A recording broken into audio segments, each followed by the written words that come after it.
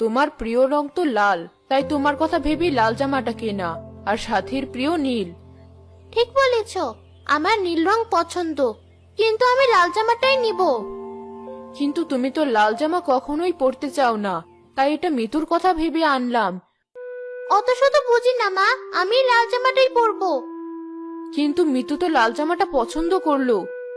লাল জামা না পেলে আমি অনুষ্ঠানে যাব না। আচ্ছা ঠিক আছে মা, বাদ দাও।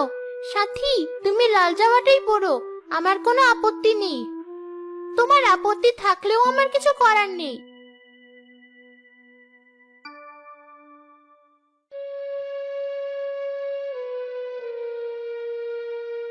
কি ব্যাপার, তুমি আমার মুখ গোমড়া করে বসে আছো কেন?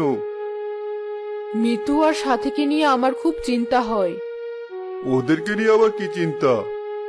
মিতু আর সাথী কিন্তু কখনোই মিলেমিশে থাকতে পারে না। মিলেমিশে থাকতে পারে না কথাটা ঠিক না, বরং বলো সবসময় সাথী মিতুর সাথে খারাপ ব্যবহার করে, সবকিছুতে সাথী মিতুকে ছোট করতে চায়। ঠিক বলেছ, মিতুর মন খারাপ হবে কি না তা নিয়ে কখনোই সাথী মাথা ঘামায় না। অথচ মিতুকে দেখো, সবসময় নিজের আগে বোনের চিন্তা। কি করা যায় বলো তো?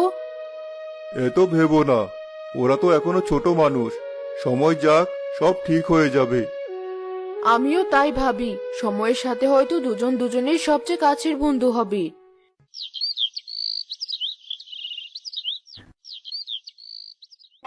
মিতু, কাল জলদি কলেজ থেকে বাসায় ফিরবে। কেন মা? দরকার আছে। আর সাথী, তুমি কাল কলেজ যেও না, আমাকে ঘরের কাজে সাহায্য করবে।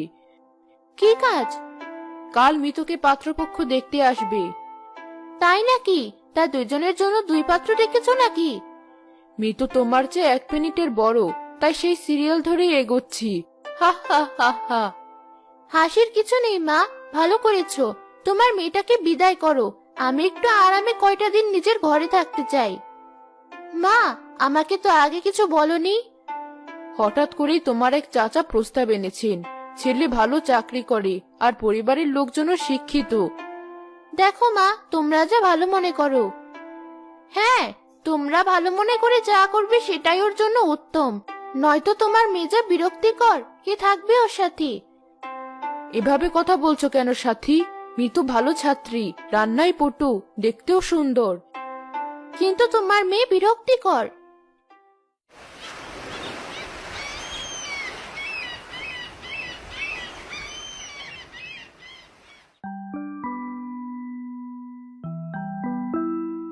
আমার নাম রুবেল।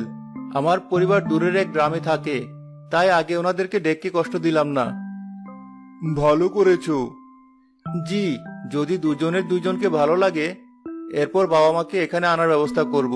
তখন আপনারা কথা বলে নিতে পারবেন। ঠিক আছে, সমস্যা নেই, তুমি এখানে বসো।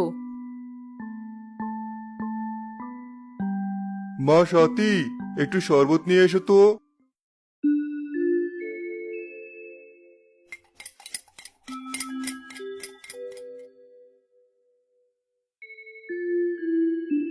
এ হলো আমার মেয়ে সাথী, আর বিয়ের প্রস্তাব এসেছে মিতুর জন্য। মিতু আর সাথী কিন্তু যমজ বোন। ভালো আছেন সাথী আপা? জি ভালো আছি। আপনি ওই আপদটাকে বাড়ি থেকে নিয়ে গেলে আরো ভালো থাকবো। সাথী, কি অসভ্যের মতো কথা বলছো? যাও, ভিতরে গিয়ে মিতুকে পাঠাও।